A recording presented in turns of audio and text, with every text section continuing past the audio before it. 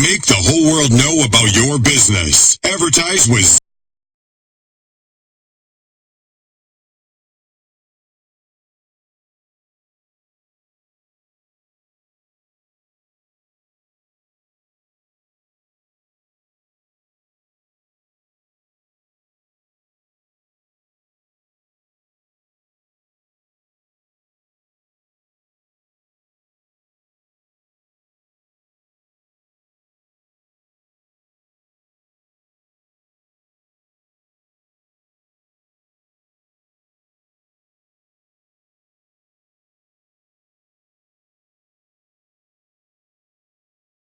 This is a disclaimer. The opinions expressed by contributors during radio call-in shows are solely those of the individual callers and do not reflect the opinions of Zimnet Radio, DJs, presenters, managers or administration. Listeners are encouraged and advised to seek the services of qualified professionals for their personal problems. In touch with the best online station, Zimnet Radio. Join DJ Sodza and his informative team live every Thursday at 9 p.m. UK time, discussing Zimbabwean politics.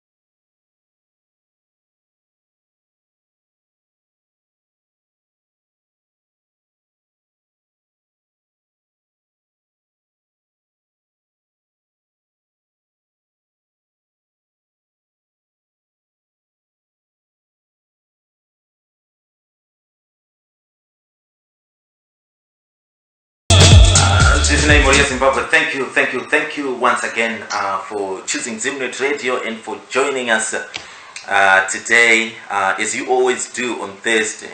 You know, you being here gives us courage to come back again and again and again and again. Without you guys out there listening, obviously we won't be here. We'll probably be in bed somewhere, or maybe in a pub somewhere, like they want to say these days. Anyway, I've got a couple of messages here to tell you. I've got a message from DJ Mafaro. Yes, DJ Mafaro is saying that tomorrow, if you can listen to his show, Aguchi Pasina Nyuchi, it airs every Friday, midday UK time, that's 12 o'clock GMT. He will be speaking to Mai Patai. She is a musician, a new musician who is singing some wonderful music out there in Kweru. And she will be interviewed on his show tomorrow. So if you are free tomorrow to listen to DJ Mafaro's show there and support our sister there, thank you so much for that. And also, I've got a message here. This is let me take these phone calls first before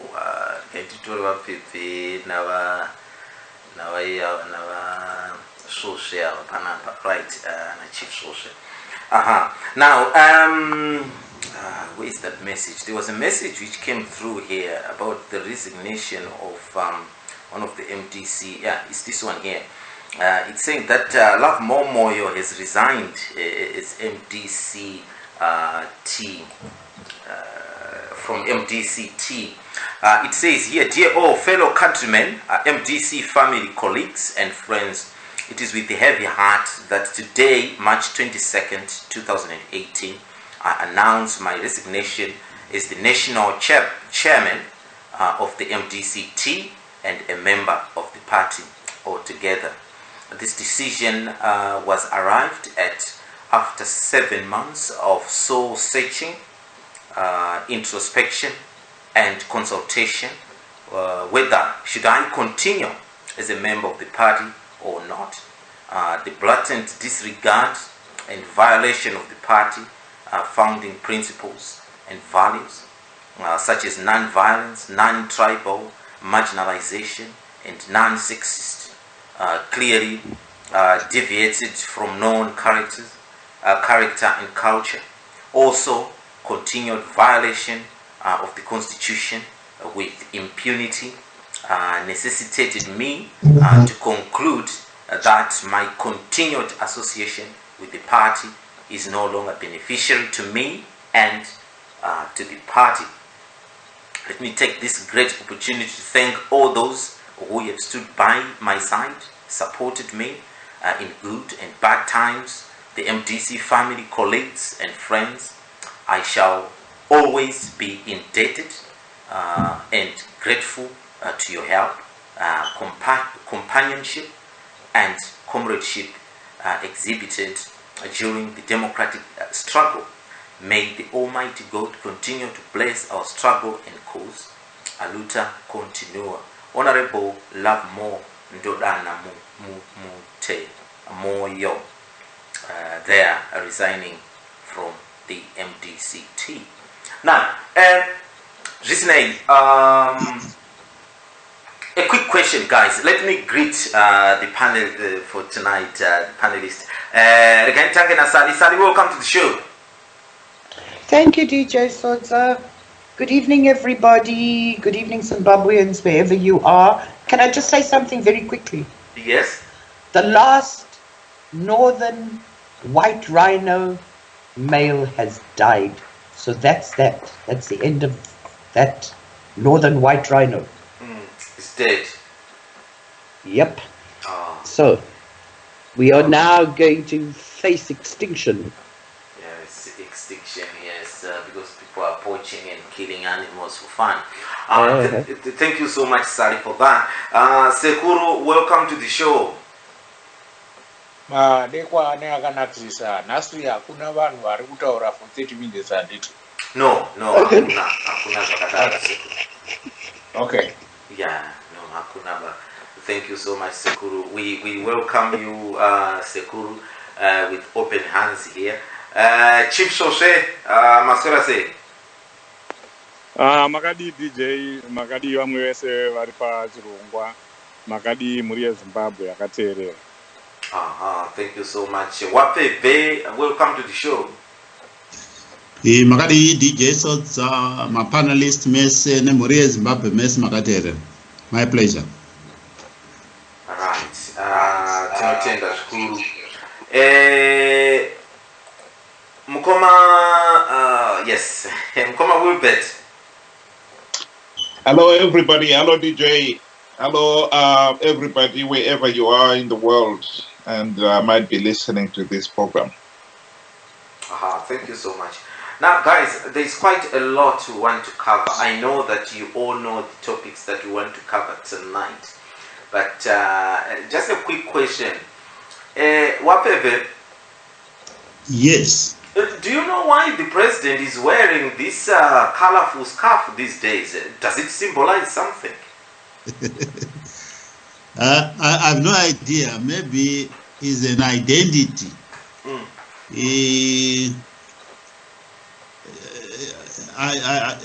Look, it is, I suppose, it's not Zigana na president with he needed, maybe I would have visible. Yes, very colorful, yeah. Gutangari always the president. Okay. Thank you so much, Wapepe. I'm very curious, Mkoma Wilbert. Mkoma Wilbert, any ideas? Has anyone told you why the president is wearing this scarf? Because I saw him in Kigali the other day as well, with all the head of states there with a scarf in scorching temperatures there. I think he liked wearing it, and now he wants it to be part of his hallmark. I can't think of any other reason, to be quite honest. I agree, even in hot weather, why are you wearing a scarf? Right, okay, so you haven't got really a proper explanation to it other than the one you've given me. Well, that's the only thing I could think of as well when I saw it. You know, he likes it to be, like some people will be wearing a hat and they want to wear the hat all the time and that sort of thing. So he wants to wear that scarf, and it's becoming his hallmark. Okay, thank you so much there. Chief Sose, you have seen that the president is wearing this scarf. Does it symbolize anything? Is there anything that we don't know that you know? I don't know, DJ. Are you going to give us a chance to respond to the letter you are reading? Because I would rather comment on that than waste my time, commenting on Mnangagwa's scarf, because it doesn't symbolize anything, I don't know. Are you going to give us time to respond to Love Momo's letter? Not really. What's your take on Love Momo's letter? I would rather comment on that than on go ahead. Mnangagwa. He's just a useless someone. I'm very disappointed, when about what Love Momo has done. He's the national chairperson of a political party that carries the hope of millions, and so he's like the captain of a ship, and he decides to jump ship because he thinks that there are problems in the water. Good captains don't do that. Good captains will navigate through those problems, through those unfriendly waters or windy weather, and make sure that the passengers are safe, everyone is safely arrived, and then if they have to abandon ship, they abandon ship then, but you don't do what he has done at this critical point. The party is facing a critical election, and it's actually having problems, and as the national chairperson, he decides to jump and save himself or save whatever his character, and leave the children of Zimbabwe on their own. That's not good leadership. skills. I mean, you would not do that. I would not do that. You would expect a person like of Love Momoyo's stature to weather the storm, and do what he has to do as the national chairperson. I'm disappointed. Very disappointed. Okay, thank you so much. Sekuru maswera seiko ku Birmingham takukwazisa already. Sekuru, ngeko wamunanga gwa kufamba ne scarf, anything that you know that we don't know? Ane buru wangu anonzi Nick Mangwana. Yes. They knows how to ane fikiri. And akangonyora kuti haisi kuinda kumwe irikutoenda nyika dzakawanda scarf iyo. Saka ininiwo somunhu akaenda kuchikoro chebranding ngofunga kuti ari ku scarf iyi ndo brand yake. Sezvo amugambe vanga vane musoro wavo panhingiri scarf iyi kudai ichareplace ki musoro wamunangagwa pauniform dzezanu. Sekuru, thank you. I've got an explanation for it from one lady that is a very, die-hard ZANU-PF supporter, is campaigning for Mnangagwa. I must bring this lady to the show one day so that maybe she can explain one or two things. But I just wanted to know if anyone on the panel knew anything about that scarf. Sally, I know you like the scarf. I know you like the scarf. I know you like the scarf, and I know you like the colors. Do you think it's symbolizing anything? Yes, it's embarrassing. All right. You're sitting on the world stage at Davos, and you've got a neon-colored scarf wrapped around your neck. Please. Hey, you know what? I heard via the grapevine that scarf was blessed by the witch doctor, whatever it was, that went and got diesel from the rocks. Right. You see? Right. Rotina Mavula. Yeah. It was blessed by her because Mnangagwa is unvotable or unwinnable or whatever it is. So she got diesel from the rocks, so now she's going to get him a win for the election, you see. Wow, thank you so much. He's got to wear it.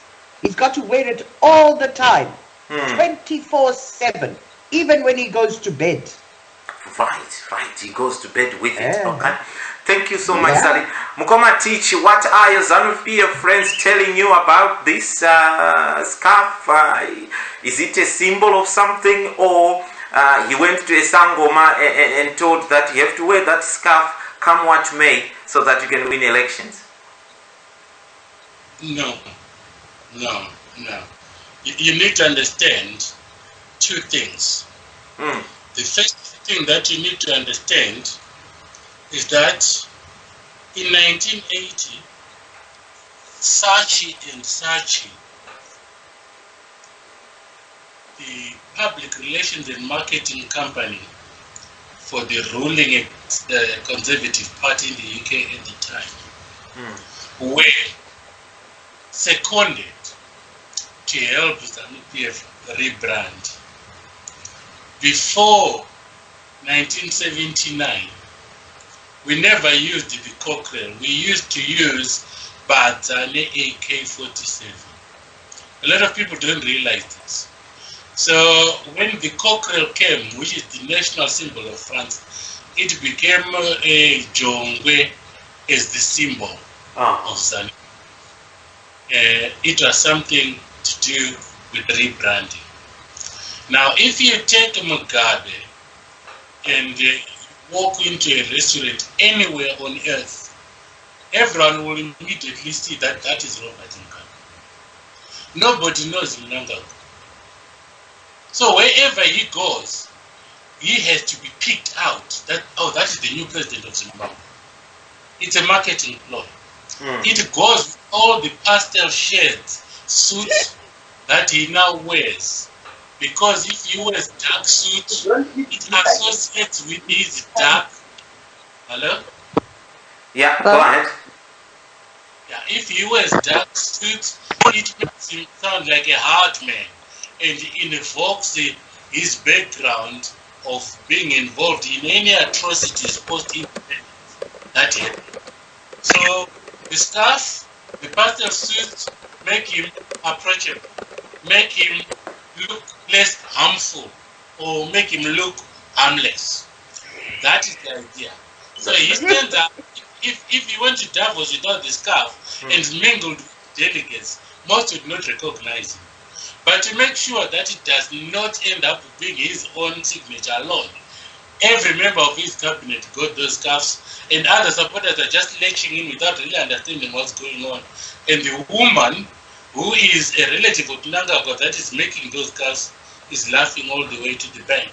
So it's not as innocent as you all think. Okay. Thank you so much for explaining that, Mkomatich, because this woman, who is a very prominent ZANU-PF supporter as well, is saying that the scarf, it is a scarf of commitment to the Zimbabwean cause. That's what she's saying.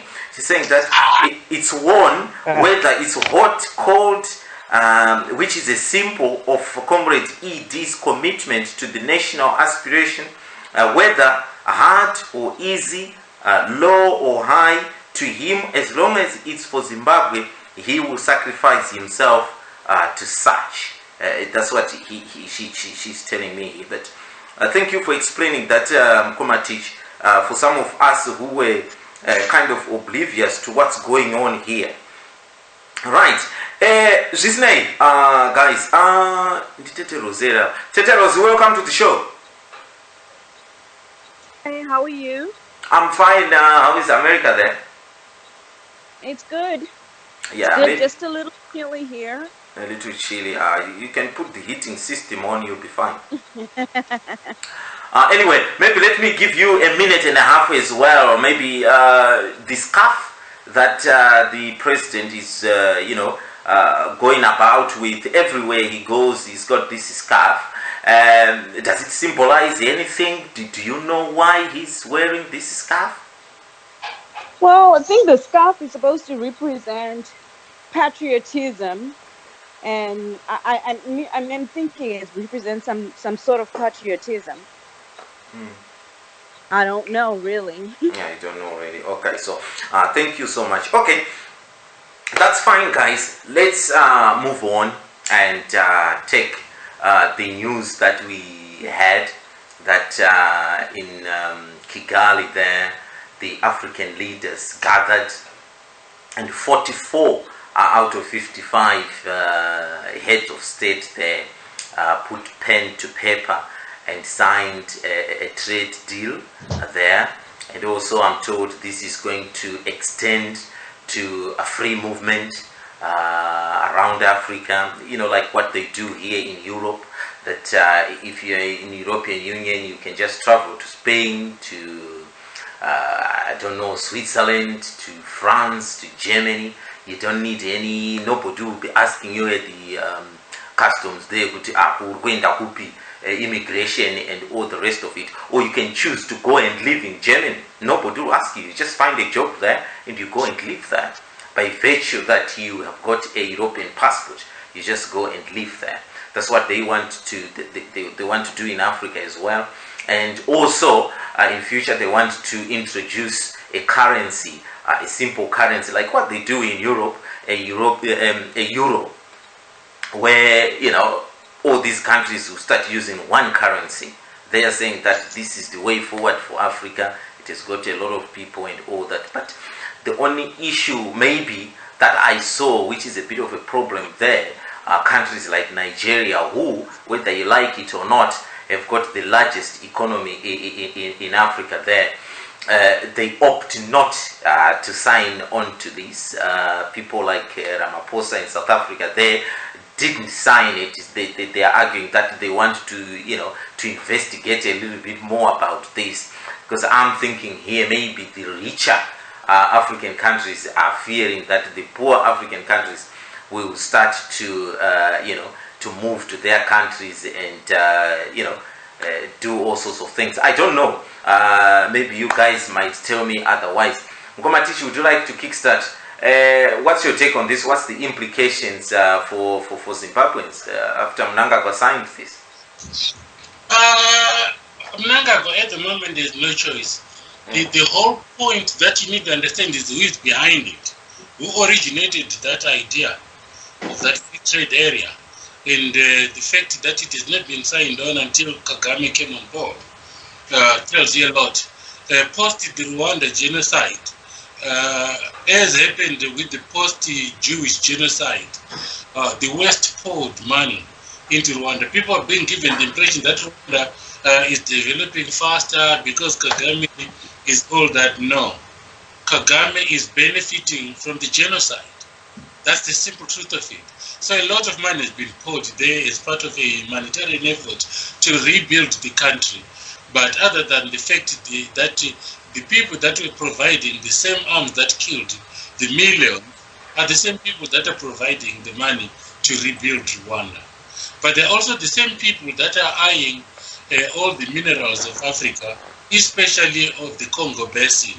Because when you look at the issues to do with smart cars and lithium and methane gas and natural gas and so on, the major discoveries of all those commodities at the moment are in Africa. If you look at Mozambique's reserves of natural gas inland and on the coast, that has not been exploited.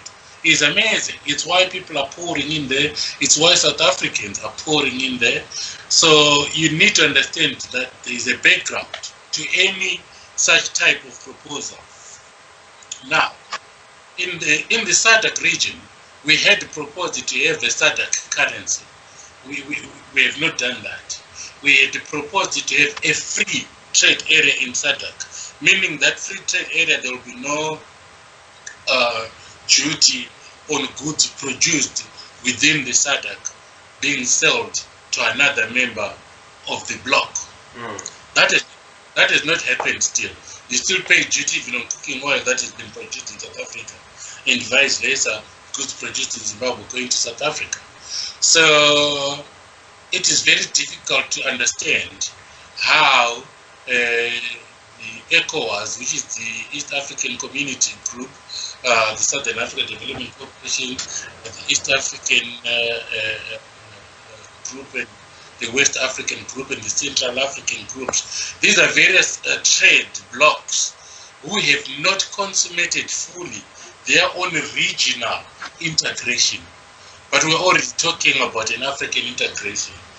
How will Africans benefit when they have not developed systems for regional integration and for African integration, which is much more complex, given the fact that we all have different types of background, colonial systems, where we are Anglo, others are Francophone, others are Portuguese. You even have Belgian and even have a semblance of some Germany and Italy as well in North Africa, which means that their legal systems and their customs union systems are based on different type of scenarios. Whilst the rest of us in SADC are members of GATT, the General Agreement on Trade Tariffs, which is international. Other countries in North Africa are not, because they are members of Francophone type of arrangements. And all these things come together.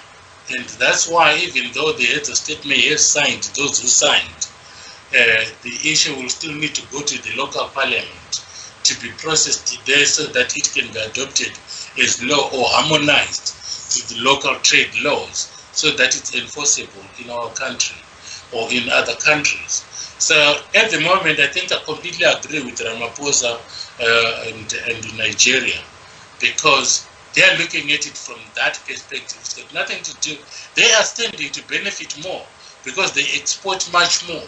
So if they are thinking twice about it, there is a lot that needs to be looked at. I haven't seen the final print of the agreement, but the major one for us, and I think for all other regional blocs, is that the regional blocs have not yet fully integrated themselves. So to start talking about any other bigger part, I don't think that is workable. You don't think that is workable? Thank you so much. Wapepe, have you seen the small print on this so-called agreement deal of trade, free trade in Africa and movement and currency and all the rest of it? How is this going to benefit Zimbabwe? Do you think this is a good deal for Zimbabwe? Why is South Africa and Nigeria opted out for a minute? Yes, I've seen the summary of it, and I think I welcome the declaration. Yes, it's a declaration of intent. There's still quite a lot of logistics and strategies to be put in place. But I'll tell you why I think it's a good idea. I think in the same token, there was a time that we discussed about the African economy, and I alluded the fact that the population of Africa is now about 1.3 billion. Now, and the GDP, combined GDP, is about $2 trillion US for 55 countries in Africa. Now, if you look at now the trade deficit in equal Africa to the Western world, much of our trade we export in raw materials. Now, much of those raw materials, the way Africa trades with the outside world is more inclined. It's actually a perpetuation of the colonial era. Those countries that are colonized by the British, much of the raw materials tend to go to the British. Those who were colonized by the French, likewise. And Africa does not trade on it with itself. Just to give you some figures, Africa trades with itself only 16% of its production. Only 16% is inter-Africa trade. The rest, 84%, is exported outside. It is easier to trade with China than to trade with Mozambique. Why is it like that? It's basically because Nyayama tariffs.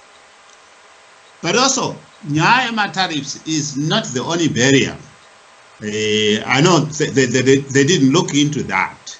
Hopefully, whilst they are going through the research and then back to their countries, they will find that my barriers Akawanda in Africa is actually the standards and licensing. Standards of goods and services produced in Nigeria are totally different to goods and services produced in South Africa and in Zimbabwe. Now, how do you harmonize that? How do you standardize that? It is another hurdle. It's a barrier that they have to take into consideration. Let me also say, looking at the summary, it's not all service and goods. The free tariff. Their intended declaration is for 90% of goods and services. Now, what are those goods and services that amount to 90%? They haven't even singled out one as yet. They will have to agree on which services and goods constitute the 90%. So this is not going to happen in next year or 2 years or 5 years. Some of these things we've had them since 1980, and they still have not materialized. Okay. But there's also the United Nations have welcomed it, in the sense that they are saying that it is likely. Actually, they sort of projected that it will increase trade by a third, and also by GDP of Africa, yes, by 1%. So that's how I've just read in between from the summary that they produced today. Thank you so much. And this was your paper. Just a quick question there. Yes. Africa export a lot of raw material. So if I'm going to sell my raw material from Zimbabwe to Mozambique, for example, where Mozambique hasn't got the machinery to process those raw materials, how is that going to work? That's what I'm looking at, the easier. looking at it from someone who doesn't know much about these things, I'm thinking, if you don't have the machinery to produce, to use the raw material to produce something, how is that going to work out? Actually, Africa itself has got a capacity to add value. Tinema countries like South Africa. South Africa GDP is about 384 billion. It has got the capacity both in terms of machinery and manufacturing. But it is that trade yatikutaura kuti Mozambique or Rwanda, for example. It is cheaper for Rwanda to export raw materials to China than to South Africa. Why is it that? Because of the barriers. Dzakasiwa, Nemachima, colonial masters, and those have not been regularized. So in terms of, yes, obviously, raw materials would be bought by countries with the capacity. This is why you find with South Africa and Nigeria, right?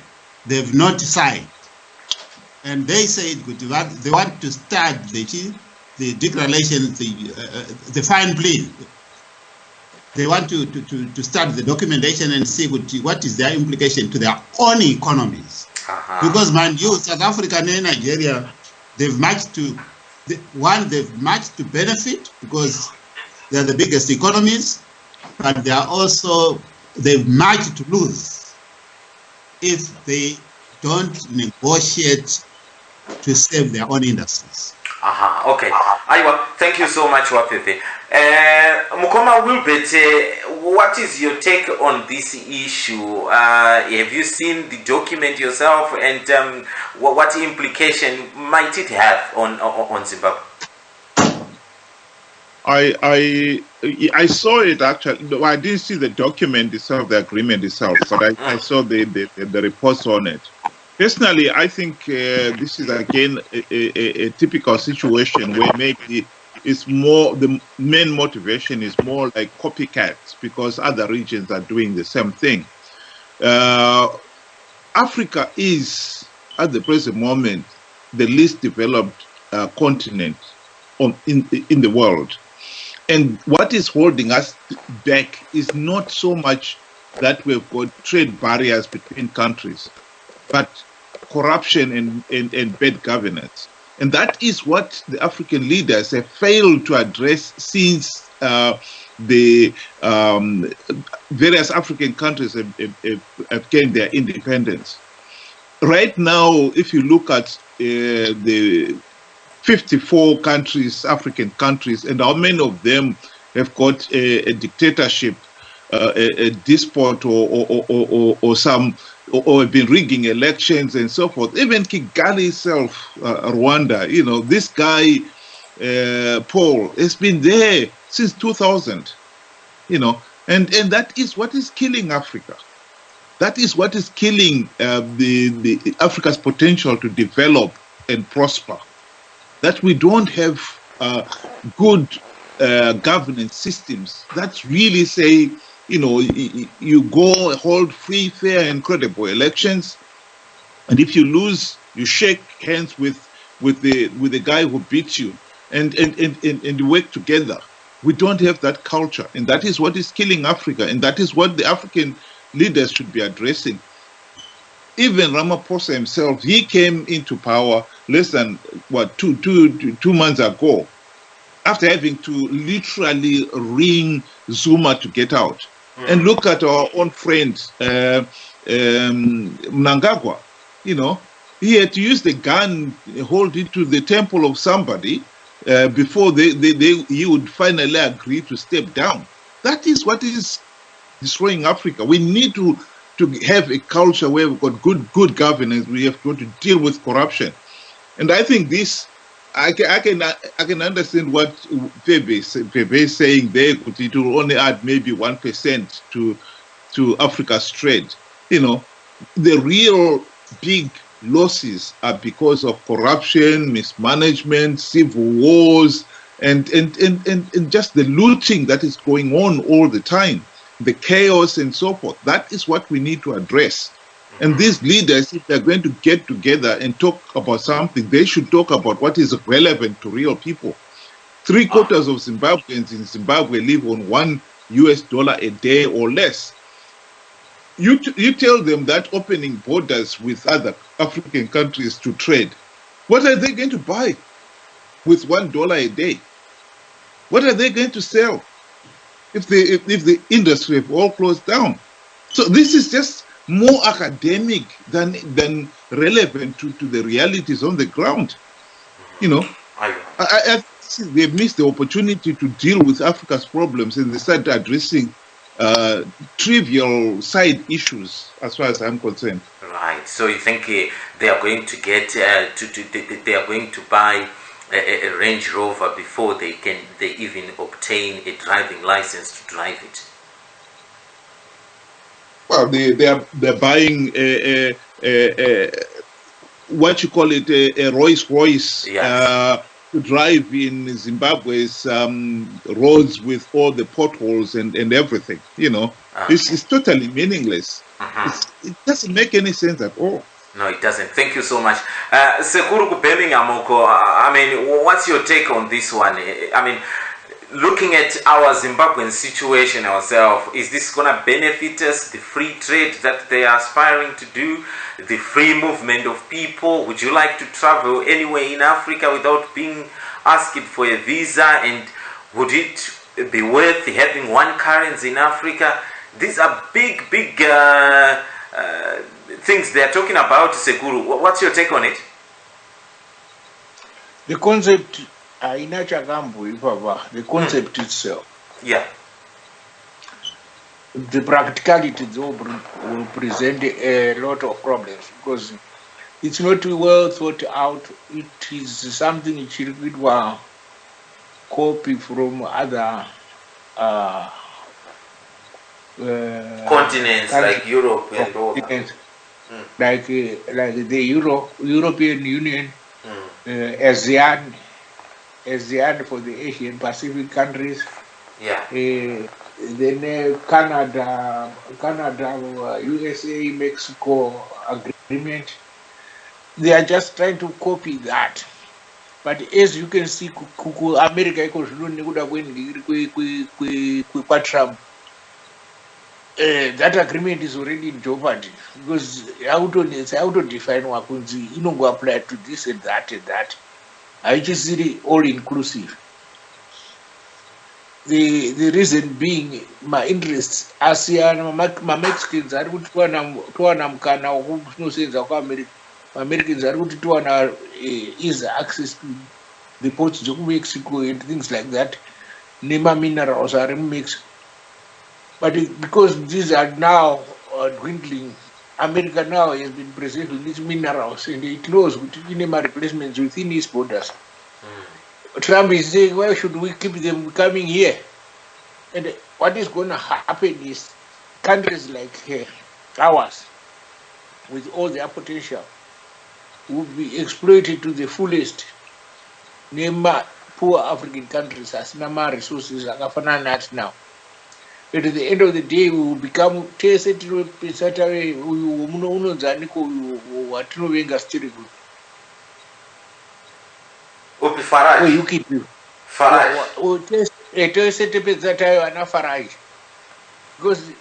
the issue is there will be an influx from the poor countries into the richer countries, and the richer countries will have to bear the burden of increased demand on social services. With their resources or with their level of development. So that is one other thing. The other thing that I would take an issue on is personally as a Zimbabwean. I think Mnangagwa akafarisa because he cannot just sign documents, it's not committed into something before we have had a national debate on them.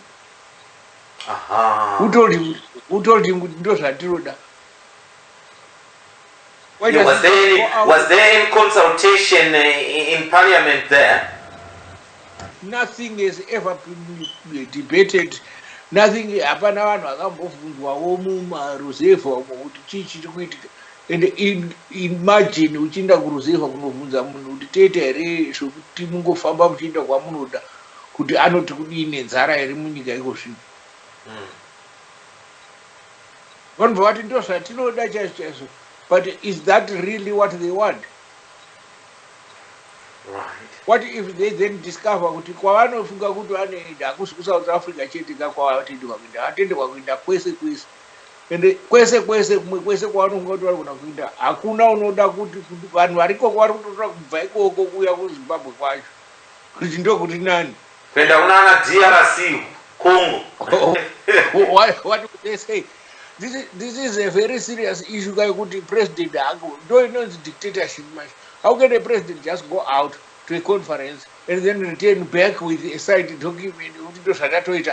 Why? I take a great exception to that. Those nonetsa makupu presidents. Makupu presidents anonetsa pakuti anofunga ndongokupura vanhu. Right. Sekuru mapinda neimwe kona yandanga ndisi kufunga kuti I thought the concept is quite good and all that, and I didn't think the way you're thinking kuti really this should have been consulted maybe in parliament and you know have a debate about it and put this document before everybody and say, listen guys, is this what we want to do? Like what they do in UK here, they did a Brexit vote. You know, you can't just go there and say kuti Brexit usina kubvunza the nation. No issue yangu yoyo number one as a Zimbabwean, but as an African I've got no problems with the Africans taking a stance as a bloc to protect their resources. But for as a Zimbabwean within Africa, because takuita ma-sectarian interests, look at ma-sectarian interests. Are we really prepared to open our borders to everybody in Africa?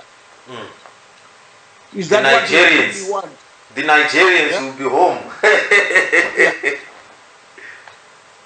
And are we prepared to just allow one person to go to a conference and just sign us off like that? Those are the issues. Those are the issues, Sekuru. Thank you so much. And this was out, Sally, do you agree with what Sekuru is saying there, or you see the concept of this as quite good? I know that South Africa is opted out for a minute, you know, just saying that we need to have I'm a look. so glad they did. I mean, this, you see, look, it took the EU 50 years. And all they had was, they started off, I think, with 6 or 10 countries after World War II. And it took them 50 years to put something that is kind of working together. And now they've got 28 countries. We've got 54 countries. How many of those countries have got war going on? How many of those countries have got dictators in place? How many of those countries have had any kind of free and fair elections? How many of those countries' economies are even above water? Okay, I mean, it's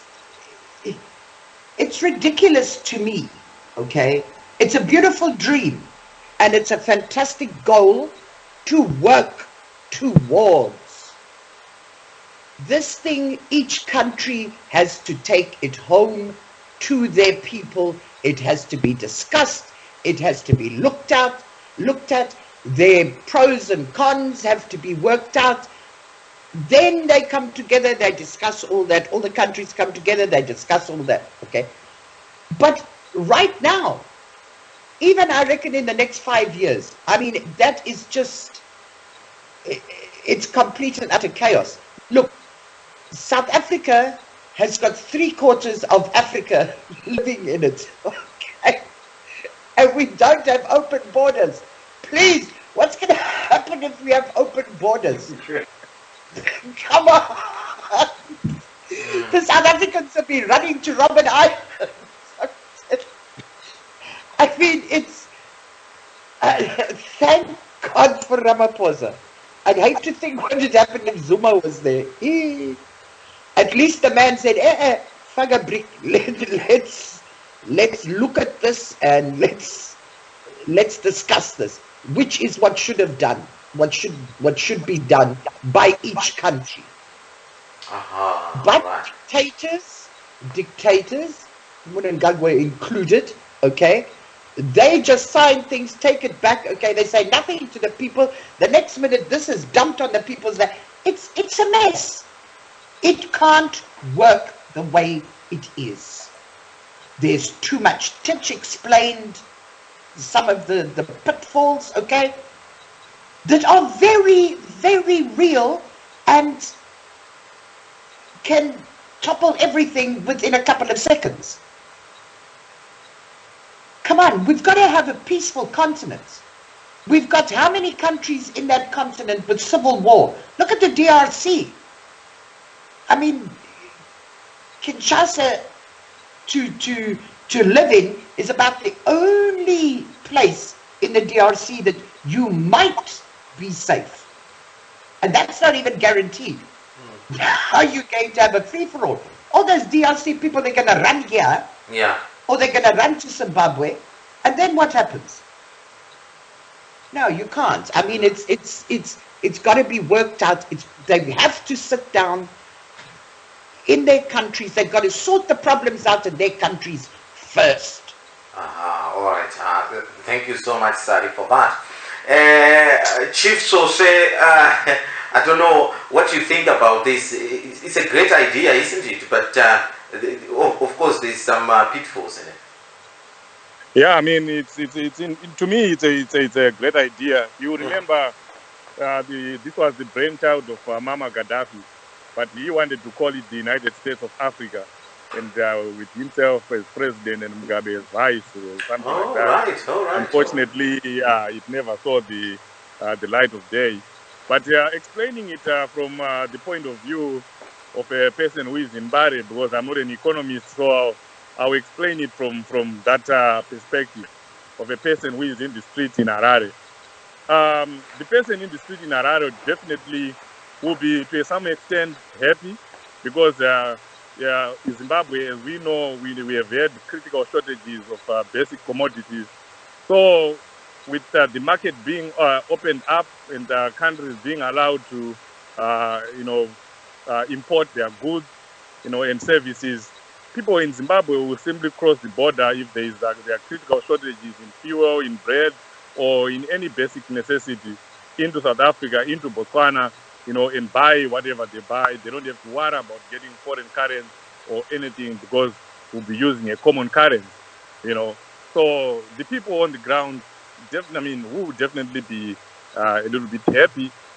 But the biggest winners, though, are countries that have bigger economies, that have the highest GDP, gross domestic product, because they already have the means to produce. So the reason maybe why they were not producing to their maximum was because they didn't have a ready market.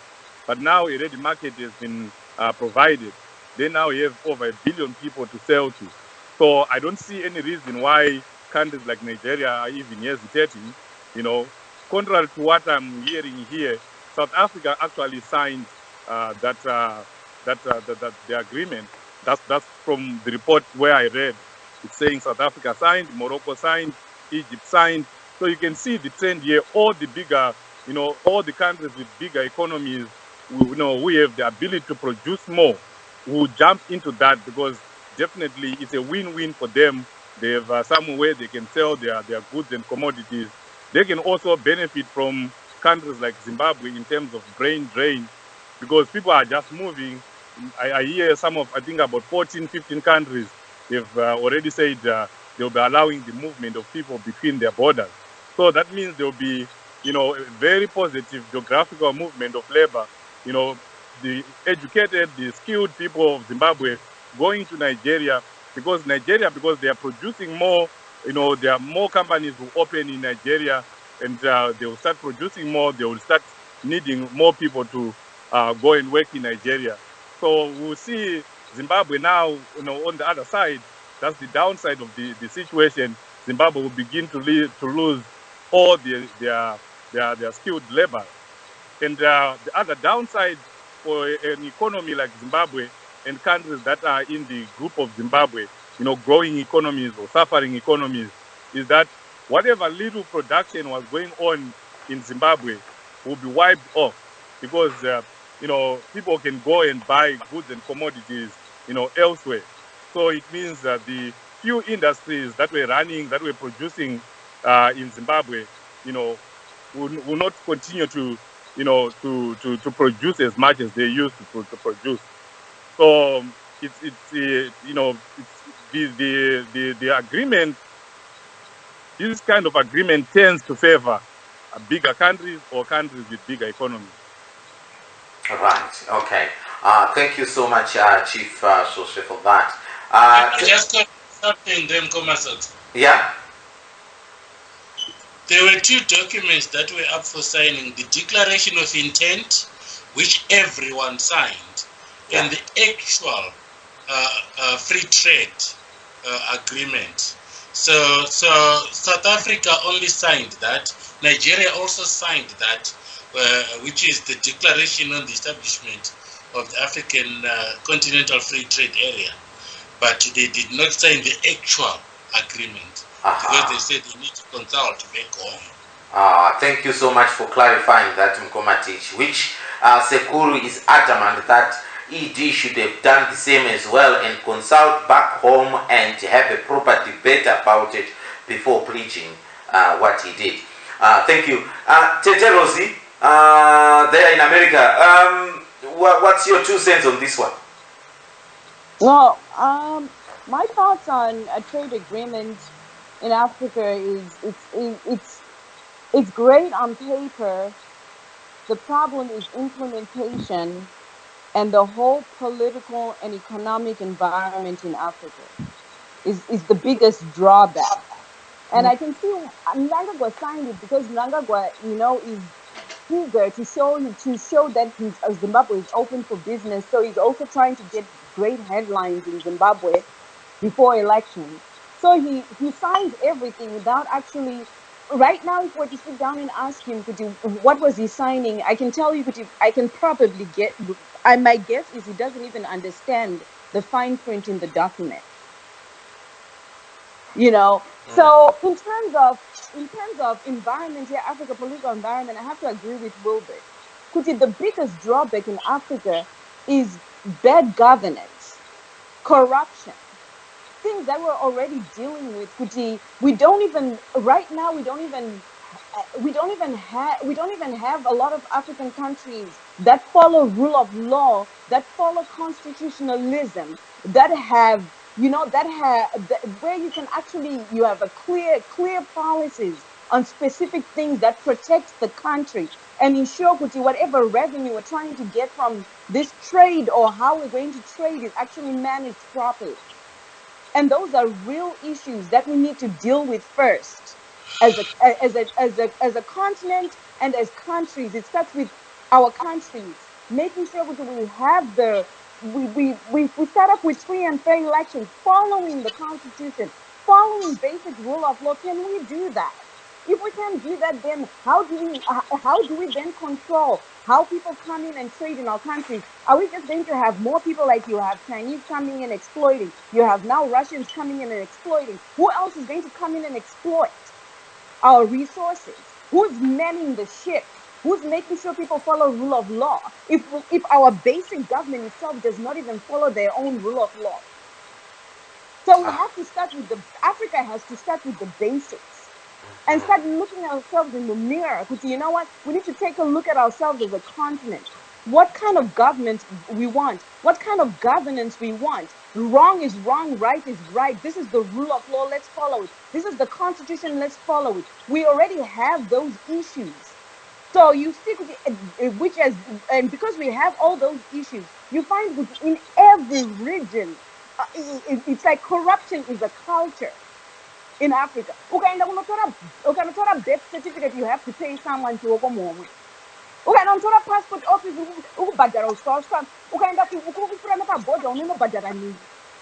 so we don't even have rule of law. How are we going to now control trade coming in, coming out? Are the basics. And then I can understand why countries like Nigeria and South Africa did not sign it, because there's already like 2 million Zimbabweans living in South Africa. I mean, South Africa has become like the dumping ground for Southern Africa. So, I mean, they have to consider everything going on first. If we open up our borders and we say, we don't even know what's going to happen. You know, so, and I agree with Seku, who said, you know what, before you sign this type of thing, this is the problem we have. There's no consultation. There's no parliamentary debate. There's no transparency. The other day, Mnangagwa went and signed some bridge in Botswana. That doesn't even, if Botswana is something that we have to put in a certain amount of money for, but it doesn't even benefit us. I mean, in Jambanja, Hapana organization. We need to start with basic internal organizational structures, rule of law, constitutionalism. Wrong is wrong, right is right. This is our tax code. It's clear. This is what happens. This is how we follow up with corruption. We can't even do that. We already have too many vouchers. I mean, it's great for Zimbabweans. When it comes to Zimbabweans moving out, it's great because you know what? At this point, with the way things are going in Zimbabwe, if you need to leave Zimbabwe, you need to just leave and find yourself somewhere where it works. Like it's good for those struggling in Zimbabwe, you know. But in terms of it's great. It's a great theory, a great dream, but implementation. It's going to be bad implementation because Africa has issues with corruption and rule of law, and we have to deal with that first. Okay. Thank you so much, Teteros, for that. Now, for those that are just tuning in, we are just discussing what Mnangagwa signed in Rwanda there in Kigali, where he signed a document that, there should be free trade among all African countries, of which I'm told 44 out of 55 countries signed. And what surprises was that most bigger, economies like Nigeria and South Africa opt out from signing. They said they want more consultation back home to see if they will sign or not. I'm receiving a message here from a valued listener. Kwanziko, why did they allow Emerson Mnangagwa to sign the pact after refusing him to sit with other presidents because of the coup? Now, I heard this a little bit. I was very busy all week. I heard this. How true is it, guys? Anyone on the panel there? Was Mnangagwa not allowed to sit among the heads of state there? Or this is trash talk? I think he did. There's a page who generation award. Generation is my free spirits, yeah. Vanogota vasina kuona kana kuti kudii vanogoti munhu aenda kupresidential meeting odzidziswa nemama president kuti agare mupresidential meeting yacho unodzoka kakumusha kwake. All right. No, that's fine, Sekuru. Thank you so much for clarifying that. I thought as well that maybe this was just a WhatsApp and Facebook talk that he was not allowed to join in. Anyway, Zimbabwe, I think we have to move on. I want to talk about Nyayayema names aka published when Mnangagwa the other day published names of companies and individuals that he said that they have externalized funds out of Zimbabwe, and he promised to name and shame them. Now that he has named them, and I don't know whether everyone was named on that list, a very, very long list. It took me 2 days to go through it.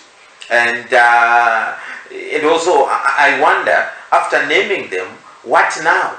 What is going to happen? Are these people going to be prosecuted? Are they going to be forced to bring back the money? This is what we're going to ask in 3 minutes' time. Again, we'll be back after this. We'll be back very short indeed. Steve Kekana Kanozadziko. All I need is right here in Africa. We'll be back after 3 minutes.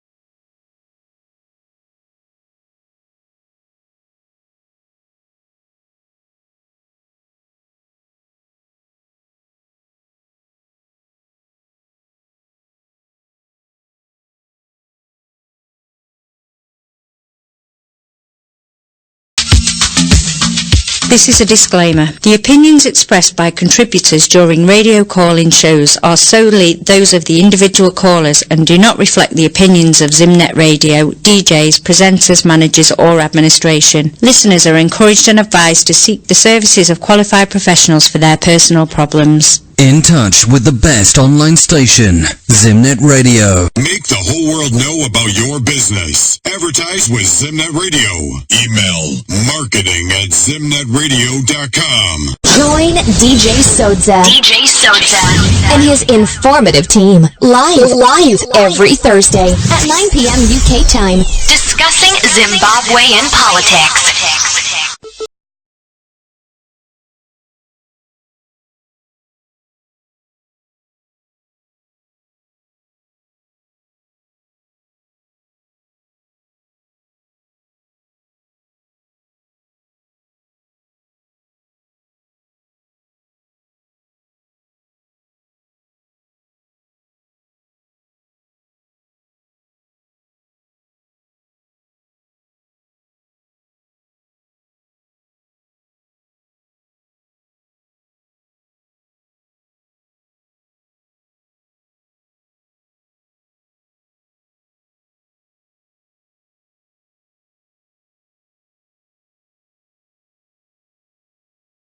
Yes, exactly 10 minutes gone after the hour of 11. Thank you so much, Zimbabwe. You know what? Let's put a little bit of sugar into a hot pot here. This is just a 2-minute answer, guys. 2-minute answer to this question. Gomatich. Yes, sir. What did you make of the amnesty of the prisoners? We normally have an amnesty when a president has just been elected, not when we are going for elections. So, for me, with a lot of high-profile Lacoste prisoners set to benefit, some who had already been moved from normal prison to the open prison in Kwekwe Konmara, you just have to wonder what it's all about. To me, it's more like in the process of making this amnesty, there's a major political dimension to it. You feel there's a bit sinister, there's a little bit sinister in it. Yeah, because if you look at the charges against Tomana, which resulted in Kereke actually going to jail on conviction on various accounts, are clear that he should have been prosecuted. The guy lost his job because he was guilty. And suddenly he's not going to even be prosecuted at all. And this new dispensation is telling us that it's stamping down on corruption. I mean, here is the guy that was suppressing prosecution of criminals that were subsequently convicted, getting away scot-free. Right, okay. Thank you so much, Imagine if Tomana was a G4 prosecutor. He would still be in. He would be in jail right now. All right. He's not even going to have a criminal record, which means the Law Society of Zimbabwe is going to be obliged to give him his practicing certificate. So he's going to be masquerading as a lawyer when he's a criminal and defending criminals soon. He may even get a ministerial position. He may even run for parliament and come into a much more powerful position as a minister of state. Right, okay. Thank you so much. You saw the amnesty. Yes. I mean, did you think this was a good gesture from the president of the people, or there's something sinister in there? I just want a very brief answer. I think if it is transparent, and normally you find good before such an amnesty is invoked, planet when announcement, you good categories here, people who are going to be pardoned. Yagamira say, of course, serious crimes will not be pardoned, part of the pardon. In this case, I think it seems it was done in sort of secrecy, and some of the cases, they are, I'm skeptical whether they were supposed to be pardoned at all. But, I mean, it happens everywhere in the world. Okay. Thank you so much. Mkoma Wilbert. I think it's one of those situations where we are looking at it's all political. If you are with Lacoste, you are going to walk scot-free. If you are G40, they are after you. You know, even if they haven't caught you yet, they are still after you. There's no such thing as an amnesty for G40. You know, then that is what is the problem with this regime. They don't look at the case. They look at which party you belong to, which faction did you belong to, and this is what is really tragic about this whole thing. If we politicize everything, then you've corrupted the whole system to the point where it's becoming ridiculous. Particularly when you look at the numbers being involved here. You know, I think it's a pity that Mnangagwa has really lost in 3 months already. He has politicized, he's polarized people to the point of becoming ridiculous. All right. Thank you so much. Sally, what did you make of this, amnesty? Goodwill from the president or something sinister?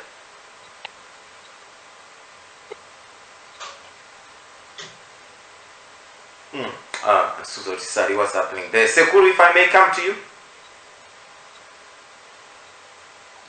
Yeah, you broke up. We couldn't hear what you were saying. Sally's probably still asleep there. Sally, I'm asking you.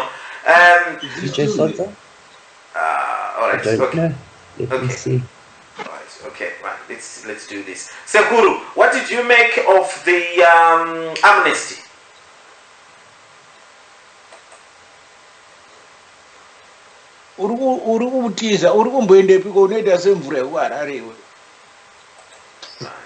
Kana magetsi kuharare anomboenda odzoka omboenda. All right, Seguro. Okay. All right, ndichadzoka kwamuri Seguro. Chief Sose. Hello. Chief Sose. What happened? I don't know. Did DJ?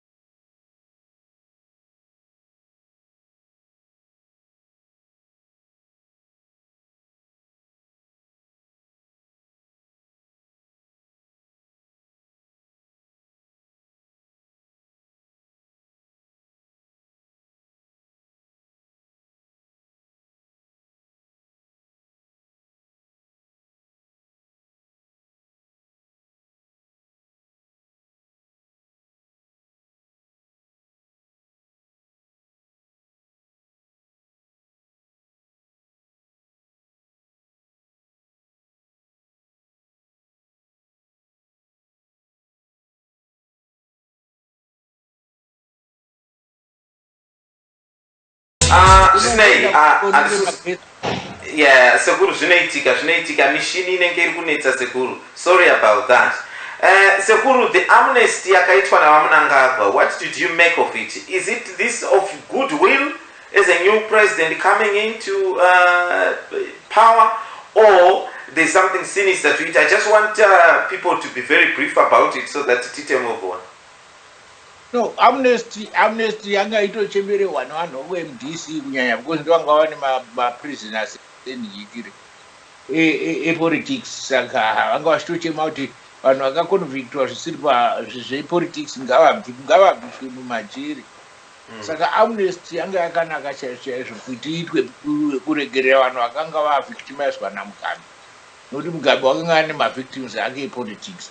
But pane mavictims imomo mune mavictors acho futi akuregererwa.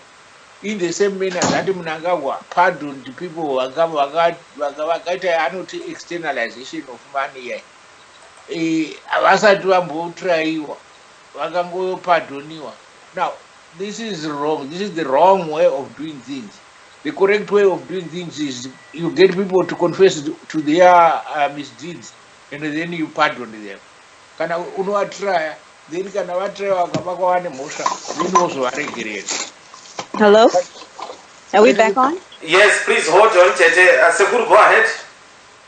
At the present moment, what's happening in Zimbabwe is that from the front zvichidzokera kuback. Instead of kumashure zvichinda mberi. So you can never understand ulterior motives aripo. Ari kushandiswa naMnangagwa. Mnangagwa looks like he is desperate to have all his people vanoda closer to him and very free. And he is using stolen political power to do that. And that is wrong, because what then will happen is in the event you go to papinda faction government, they might want to take those issues up. And they have to be trumpeting it around and round in circles. All right. Sekuru, thank you so much. Sally, can you hear me now? Yeah, I can hear you. Now I was referring to Sally, if she can hear me. Yeah, I can hear you now. Oh, okay. Sally, what did you make of the amnesty? I like the fact that the MDC guys got released, and that was it. The rest to me is just a political thing, okay? And it's almost like, I better get my people out of jail before elections. Hang on a minute, guys. Hang on a minute, Sally. Are you guys being fair? Because if the MDC people and the ZANU-PF people were released from prison, you cannot take your cake and eat it. Yeah, but it's the ZANU-PF people that were released that's the problem, because it belongs to a faction. What about the G41s? Right. Okay. Okay. I mean, if it's such a fantastic amnesty, then it's an amnesty for everybody. It's not an amnesty for a certain section. And like Titch said, that Tomani, I mean, please, hey people. You know, it's the minute you think, oh, lekker, the MDC guys are out, okay, and then you see Chomani, and there we go. It's dirtied the water. Okay, all right. So that raised eyebrows, and you don't think this was done fairly? They went there. Look, yeah. You know what it looked like to me? Number one, it looked like, I better get my people out before elections, okay? That's more people to vote for me. Then, number two, Mugabe went and opened his mouth and he did the things he said and all that kind of business, okay? And I thought, okay, we're going to show who's in power here. You G40 people, you stay there, you rot. I'm going to show you who holds the power. It just became something dirty and kind of meaningless. All right. So I mean, he's not even a new president. He hasn't been voted in. Yeah, he hasn't indeed, yes. Thank you so much. Tetero, is it there? What did you make of it?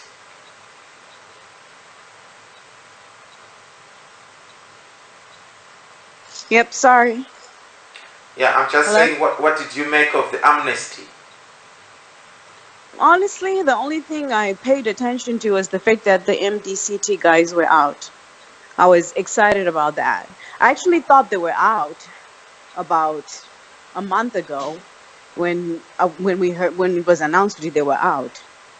So it was nice to see them out. They didn't deserve to be in prison, and honestly, that's the only thing I paid attention to. Right. So, personally, I think you guys are not being fair here. You can't say that if Mnangagwa take 3,000 people out of prison and you say he should have taken only the MDC affiliated prisoners and leave all the ZANU-PF affiliated prisoners in there. Don't you think we are losing it all completely here? No, we didn't say that. The problem is it's not ZANU-PF, it's a faction of ZANU-PF. It's the Lacoste faction, and then the G41s stay there. avatodi kuonekwa vari panze pechiri vana moyo kana amnesty anga iri amnesty proper vana moyo nanakasukwiri vangade vanza vachina mhosva. Right, okay. Fair enough, guys. Thank you so much on that. Again, it's okay. Mukoma teacher is still there? I am. Right, I'm coming back to you again to start. Externalization yemari and muchipo erapo what Sorry, Chief Sodza, sorry. I think it's getting old. My eyes are losing sight here. Chief Sodza, any thoughts on this amnesty before we go to externalization? I want people to comment on that. I mean, the bare facts that are there are DJ Mnangagwa doesn't have people on the ground. You know, he doesn't have support. We have always been saying that. So he's a man who is clutching at anything that he can to try and woo the people, to try and entice the people. You know, this is my flag. Everything that he's doing, you know, it's designed, it's choreographed to attract attention, to make him a different, you know, person, you know, change the perception that they have about Mnangagwa. You know, that's what his handlers are telling him. Do A, B, C, D, so that the people know that you are a changed person. But we know that he is not a changed person. It's just a frog with a makeup, but it remains a frog. So you will try everything to try to, you know, to confuse people and, you know, do everything that he can. You know, yeah, I don't know, maybe I also read differently than what other people are reading. As far as I've read, I've seen only one person from MDC, I mean Yvonne. She's the only one that I saw coming out. I understand that some of them didn't qualify. And I also know that there are so many political prisoners who are in our prisons, languishing in prisons right now. And we all know that the majority of them did not do anything wrong. They were just wrongly convicted, you know, because of their political involvement. So I would have wanted to see a situation where maybe would have seen, you know, half of the political prisoners coming up, and then it would have been a proper amnesty. As far as I'm seeing it right now, this is just a show. It's a show off. Thank you so much for that. Mkomatichi, if I may come to you now about externalization yemari. One, first of all, the names of the people and the companies that were identified and published. What was that all about? And what is the punishment for these people for not declaring that money like they were given a time to declare it? Do we know if there's any punishment for them? What is going to happen to them? Did everyone's name appear on that list? What's your take? I don't know what names you expected for starters, because the list itself had nothing to do with externalization in the first place. That's not an externalization list. An externalization list does not come from authorized dealers. If it is an externalization list, it has to come from the intelligence units of the country.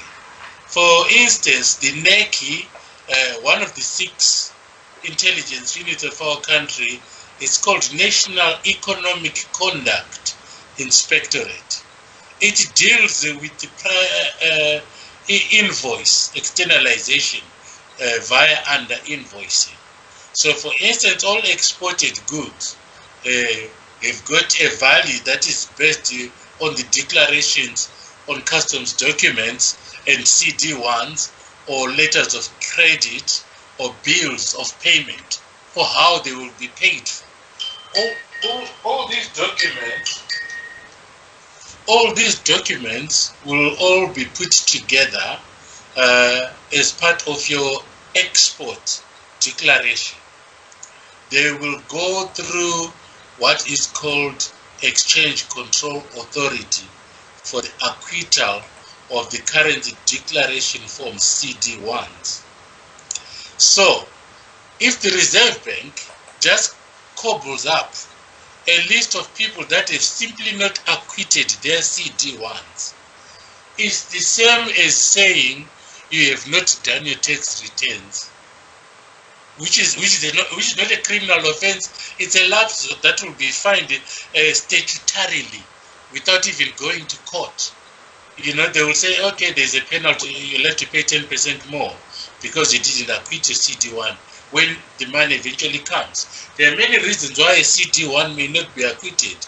One, it could be that someone left the job and didn't acquit them, and the company is sitting on that not knowing that clerical personnel has not acquitted the CD1. The other thing is, when money is received at the bank, one of the anti-money laundering requirements is to acquit the CD1. That means to declare to the Reserve Bank that the proceeds of this export, the foreign currency, has been received, which enables the exporter to continue to export, because they're an exporter of good standing. If an exporter fails to complete that process, the Reserve Bank does not look for the exporter. It goes to the authorized dealer, which is the commercial bank that issued the CD1s and the bill of payments, and the letter of credit, and the bank draft, the banker's draft for the payment of the goods. It's not the individual. So it could be a problem at the bank. The person who imported the goods submitted everything and the money was actually received in the bank, and it's up to the bank to liaise with its clients to make sure that their clients have complied with exchange control regulations. That list has got absolutely nothing to do with externalization. So you want to see all these rings that were sold locally in Zimbabwe that needed to be reimbursed in Dubai. You won't see anything to do with companies like the fuel companies that were smuggling their petrol, companies like Sakunda, and you won't see anything to do with diamond trade at all, which is what we all thought was going to come and was going to be the declarations that were going to follow. No, you didn't see that. So you'd see all these playboys buying their little gizmos, fancy cars, who should be subject to an investigation now by the other intelligence services unit, which is the Financial Intelligence Unit. The Financial Intelligence Unit is responsible for AML, which is the anti-money laundering, and it's also responsible for the counter-financial terrorism, the CFT. Counter-financial terrorism. These are all statutorily there in Zimbabwe, and they've got some of the best. I've been to these offices. They've got beautiful offices, better than some corporates. They've got people wearing suits and so on who really look the part. And these are the people that should have investigated, and they don't have to go knocking on anyone's door. All they have to do is do a forensic audit on the exchange control departments of the banks that facilitate exports, and then say, what was being paid for this money, where is the CD1 that shows the corresponding return of payment in terms of exports or goods received by way of a bill of entry, import and payment of duties to Zimbra. That's externalization. That means diamond companies would have to declare how many carats they sent out, the bills of entry for those, how they were sent out, the bills of flooding, the bills of air, shipping bills, and so on. All the documentation that is easy to do a forensic audit. And then you would have a list of companies that will have failed in the forensic audit. Those are criminals. Oh. List is no criminals at all. Forget that list. Yeah, okay. It's just a public stunt, you think? A complete political gamesmanship. All right. Okay. Thank you. Mukoma Tafazwa, welcome to the show. Oh, DJ Sodza, how are you? Thank you. Yes. Is it Venga in or Venga out to go? Tagara to the out again. This is my pioneer. Oh, Venga out. All right. Thank you so much, Mukoma, for that. Now, Mukoma, yeah. We have discussed quite a lot of things here, but now, externalization of funds. And the list that was published, we were just listening to Mukoma teach saying that that was a public stunt, a political stunt, really. Those companies and names that were published has got nothing to do with externalization. What is your take on it, Mukoma? And if you believe those companies actually externalize money, how do you think Mnangagwa is going to try and maybe persuade them to bring that money back? Well, DJ Sodza, yes, I agree, Kuti, it's a political stunt. First of all, if Iwo Mnangagwa was serious about this issue of externalization, which, in my own opinion, the term externalization itself is a punitive law that was introduced in order to cover up for corrupt ZANU-PF government use of foreign currency. So, first of all, externalization yacho pachayo is a fraud. That law is a punitive law that's meant to undermine or to suppress the people of Zimbabwe. That's my number one point. Because the reason why this law was introduced in the first place was to be able to stop the outflow of foreign currency out of the country. Because of the inability of the government of Zimbabwe to provide an environment of economic growth and international money flowing into the country, through businesses and so forth and so forth. So first of all, open a point down. Number two, then it's now being politicized by the government of Zimbabwe as if to show goodwill.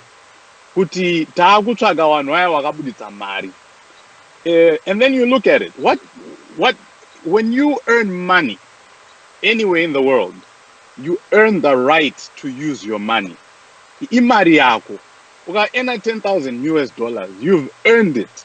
That's why it's been an account marco, such that if you decide to send it to an investment account in America so that it generates more income, or to send it to Dubai or whichever part of the world, you should have every right to that money and to do whatever you want.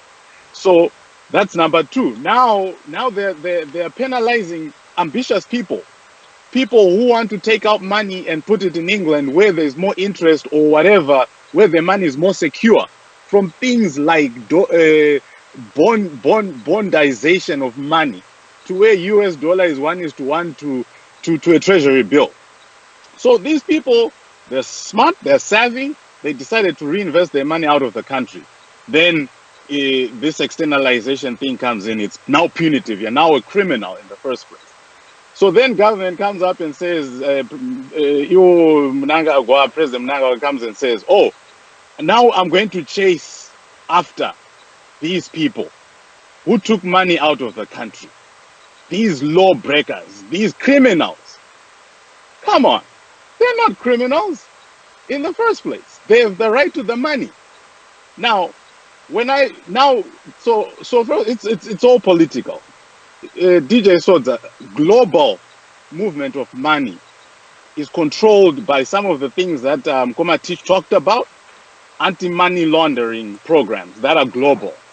Different countries, one are not common reporting standards where my countries are no sign agreements. England, United States, Brazil, Germany, South Africa. Wachiti, we're going to share information of those people who have bank accounts within your country. And if President Mnangagwa was serious, he should have sent a task force so that Zimbabwe becomes a member of that group of countries. Because you have to agree. He should have come out, no,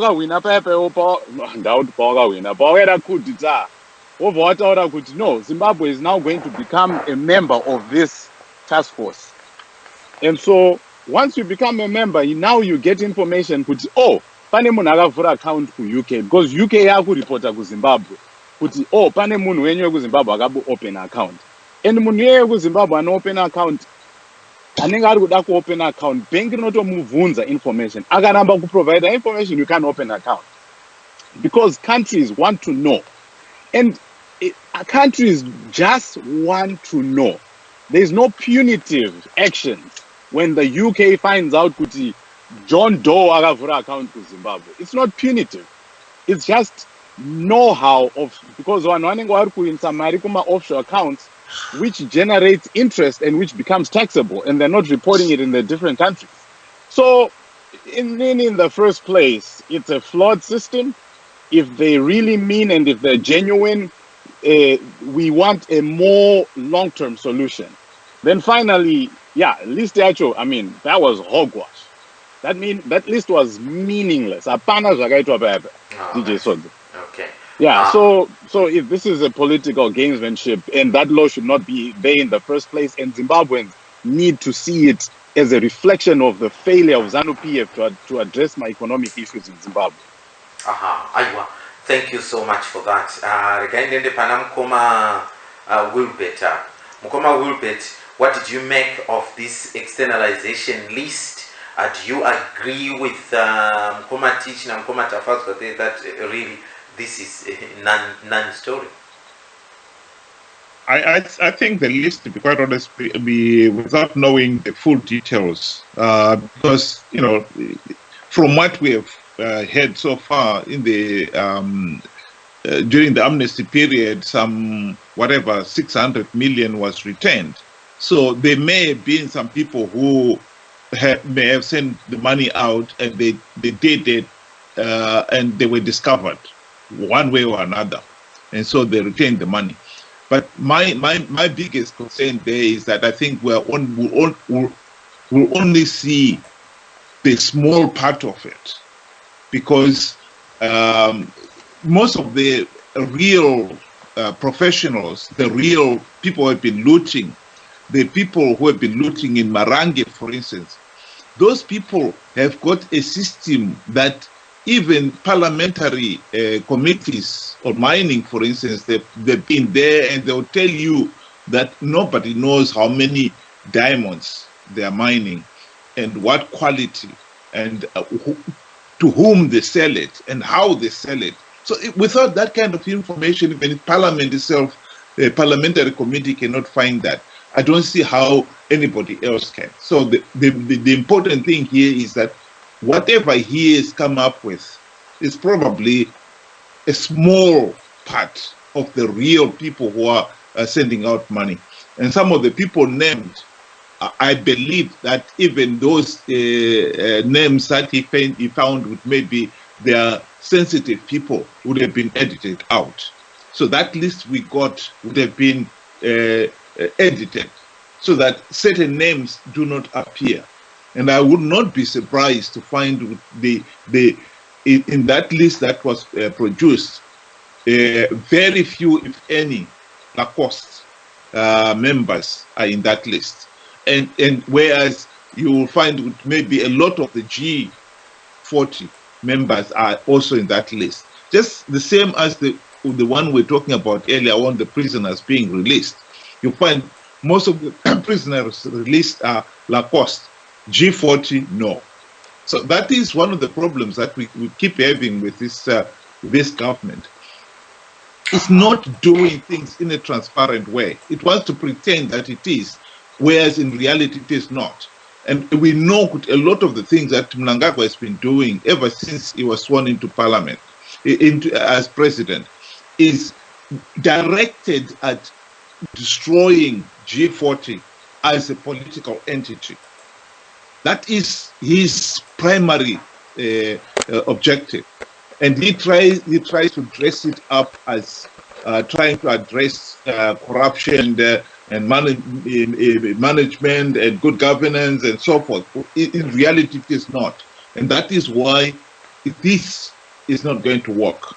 Right. Yes, he has over 600 million, but what is that in percentage of the reality that is out there? Mugabe 2 years ago talked of 15 billion being swindled in the diamond industry alone. So 600 million is nothing, and that is what Zimbabweans should appreciate here. Aiwa, thank you so much, Koma Rupert, for that detail. Sorry to interrupt you. Yeah? I just wanted to clarify something, Chataro and Nkoma Tafata, so our listeners can benefit. Zimbabwe is already a member of the International Organization on Financial Anti-Laundering globally, which is linked to the IMF, World Bank, International Finance Corporation, etc. And Zimbabwe, this last audit in 2016. So in terms of its compliance, so any money that left Zimbabwe legally, or it left Zimbabwe via the forest, not through formal system. So Mnangagwa has no chance of having a list of that money, or he is part of a cartel that actually enables that money to take flight. Zimbabweans have always had foreign currency accounts, and these foreign currency accounts were held by the bank and were subsequently raided by the Reserve Bank during the height of the economic crisis. So the truth of the matter that we already have the legislation that enables us to deal with this. We already have the agencies at law that deal with this by statutory instrument and empowered to actually take the money from your pockets. If you've got money that you cannot account for on your person, they can actually demand to know where you got the money from, what you intend to do with the money, and if you can't prove source, you can actually lose that money. They're actually legally empowered.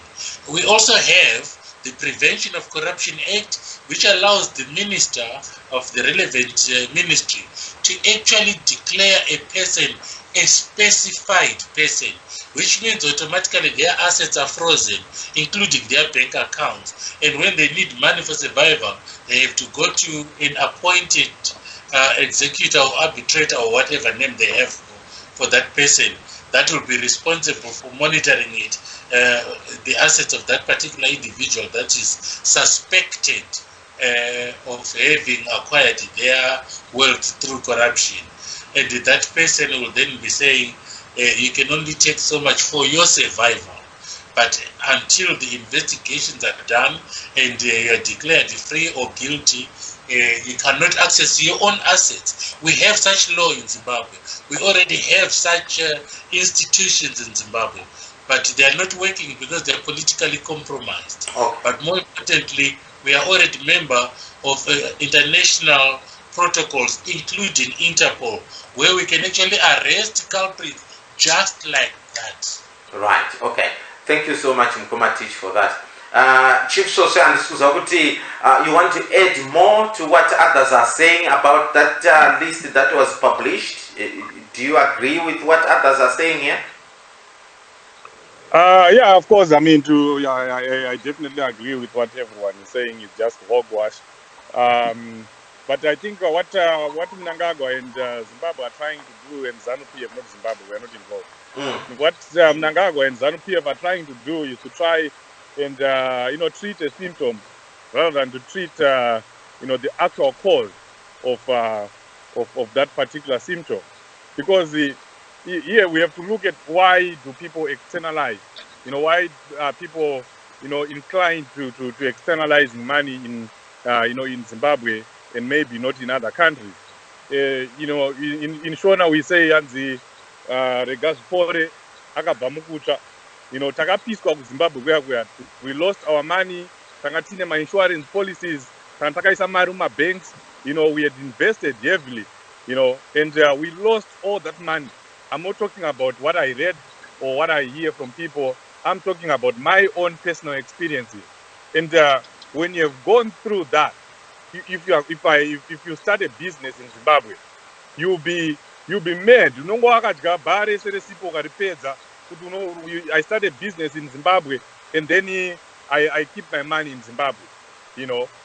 I would not do that. And the same applies to the Chinese businessmen whom they are trying to attract. The same applies to the British guy who has money to invest in Zimbabwe. The same applies to the South African and the American investor who wants to invest in Zimbabwe. You would go into Zimbabwe, invest, but the current situation in Zimbabwe right now, doesn't give confidence to a person who is investing to keep his money in Zimbabwe. If people are externalizing funds, it's a vote of no confidence to the economy. It's a show of no confidence to the monetary system and the banking system of a country. So, to a certain extent, you don't blame them because they're doing what they have to do to protect what they worked for, to protect, the money that they would have sweated for. So, the long and short of it is what the government is doing is just trying to show the world that they're trying to deal with corruption, they're trying to deal with issues in Zimbabwe. But to us, the people in Zimbabwe, we know these people. It's nothing, it's the naming and shaming of criminals and corrupt individuals in Zimbabwe hasn't started now. It started a long back. Say we know Zimbabwe, but nobody has ever been put to jail, or they just go to jail for a few months and then they come out. So our past experiences dealing with ZANU-PF will just make us conclude that this is nothing but just a political game to try and just show Mnangagwa as a different person from Mnangagwa, but it's still the same. Ngoma ndio, we are still in ZANU-PF. Nothing is changing. In 906, he hasn't started doing anything. He's just trying to cleanse his name ahead of the election. All right. Thank you so much. I don't know, Sally, what's your take on this externalization list, and what did you make of it? Thank God for Titch that I don't have to spend hours learning a whole lot of stuff. Yeah. Look, to me, as an ordinary street person, I burst out laughing, okay? Because it's all smoke and mirrors. I mean, first of all, that money that he says was returned. How do we know it was returned? Have we seen factual evidence that that money was returned? This man is full of smoke and mirrors. That was his trade. This man operated in the shadows for 38 years. You think now he's going to suddenly produce lists that make sense and that are factual and things? Come on, people, please. I mean, I saw the first name. What? To me, it was just a complete and utter joke. And then I saw, what's that company? I don't know if it was Unilever's. I thought, whoa, Unilever's is in the cuck as well. I mean, hey, come on, people. Seriously, does he think that we're fools? Unfortunately, some people fall for it. I mean, but I'm half educated, okay? And I could, but there we go. You see, I don't trust Mnangagwa. I mean, it didn't matter. If he stood in front of me and said, my name is Mnangagwa, I'd ask for evidence that he was, okay? Right. To me, it's just all smoke and mirrors. and he's actually making a fool of himself. He really is. Because to think that international community, knowing all the ins and outs that they do on the money side to do with Zimbabwe and things like that, that they aren't going to pick up that that's just a load of hogwash. Right. But anyway, thank you, Titch. You saved my bacon once again. Thank you so much. You know, Sodza, that's... Oh, sorry. Yeah, sorry. Tete Rosie, you want to say something about this externalization of money? Well, to be honest with you, I just honestly thought this was just, it was like just dramatizing. Like they always do, they dramatize everything. It's like a game to them. They play, we're doing this today, and nothing ever happens. And I think it really started a lot with the fact here, 15 billion it was 15 billion was externalized, and there was a lot of noise about 15 billion. And they had to figure out a way to create smoke and mirrors to make it seem like they were going to somehow recover 15 billion without pointing fingers at themselves and exonerating themselves, you know, in the case of the 15 billion. But I honestly don't think, if anyone was looking for a list that would make sense coming from Mnangagwa, that's a joke. I mean, we were never going to get a list that made sense, because even the big externalizers are the ones, Evo and are the big externalizers. And when they were externalizing money, even Kunana DRC, they had proper systems. They were like a mafia running their game. So, going to really all right. They've externalized Evo Pachao, but they thought if they could. Right. We can't hear you properly. I don't know what's happening there. Hello? Hello, is that better? Yeah, I don't know what's happening. Yeah, go ahead. Okay. No, I was just saying, to me, it's just a game. They've been playing a game since the 15 billion. And this is just a simulation, like they simulate everything else. We're simulating bringing back the 15 billion and making people accountable. We're simulating having all these open things where the parliament, where Temba Mliswa, another criminal questioning other criminals. You know, we're simulating free and fair elections. Everything is about simulating to you know, as a way to dramatizing stuff that's actually not happening, in a way, in a bid to fool people that it's happening when we all know it's not. Right, okay. And any right-thinking person with a business would not keep money in Zimbabwe. Why would you keep your money in Zimbabwe? So that they can take it every few years? Right. Thank you so much, Tete. Nguva dzedu panapa dzinenge dzadyana, but ndoda kuti Sekuru contribute before we call it a day. Sekuru, what's your take on this externalization of money and the names that were put through, the shaming of it? What is that going to benefit you and me, Sekuru? Even if this money is returned back?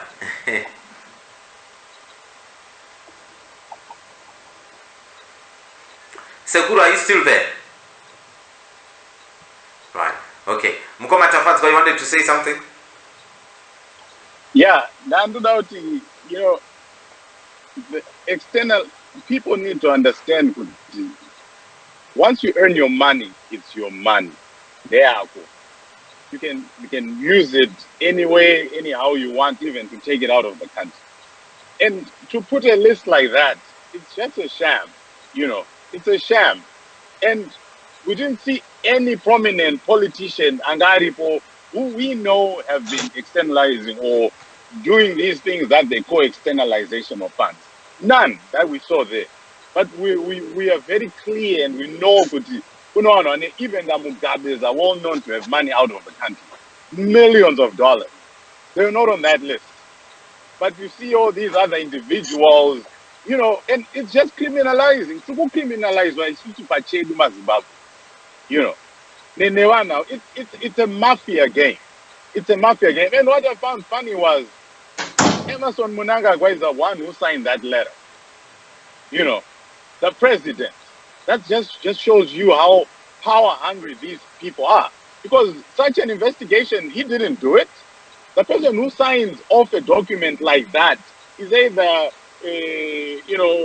Commissioner Zimra or the Arabize, but it had his signature on there, as if he's the one who did that work.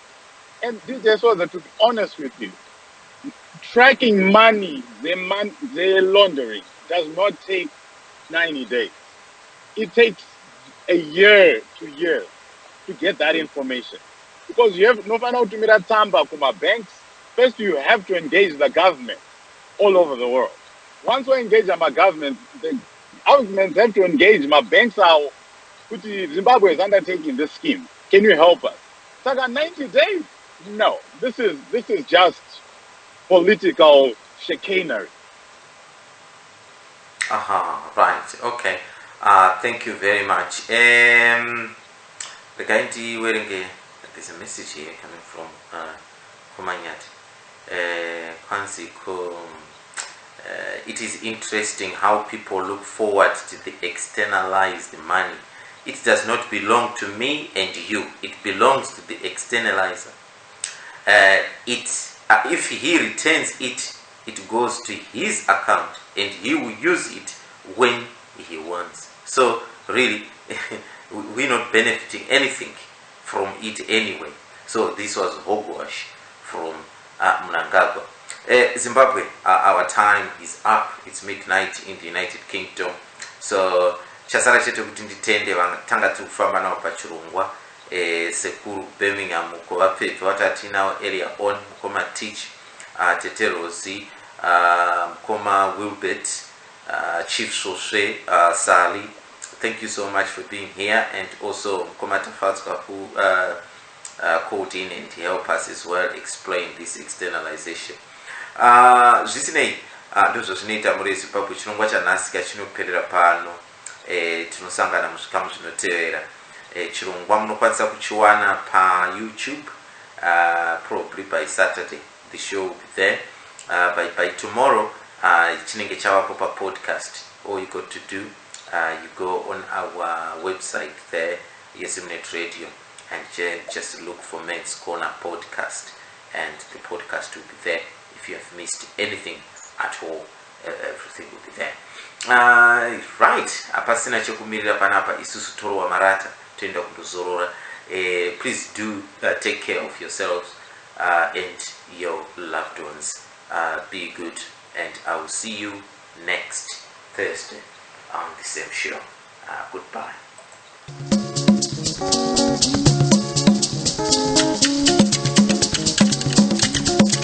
She's so sad.